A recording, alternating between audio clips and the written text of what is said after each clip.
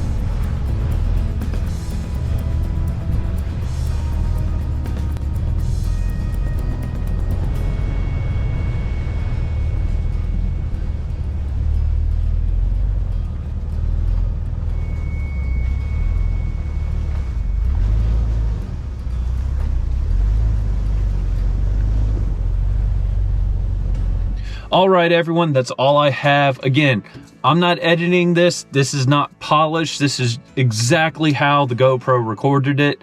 I hope everyone has a wonderful and safe Christmas and a happy holidays, and I will see you again next week. I'm actually going to be replacing the taillights on my LJ Rubicon. Spoiler alert, I actually already replaced them. I've actually already recorded that video, and I was hoping to get it edited, but I decided to take the week off with my family and spend the Christmas week with my family. So what you will see next Friday is what I did like a week and a half ago. So anyway, thank you so much to everyone who has watched, liked, commented, and shared my content over the last 2 years. It means the world to me, and I'm looking forward to seeing you very soon. Goodbye.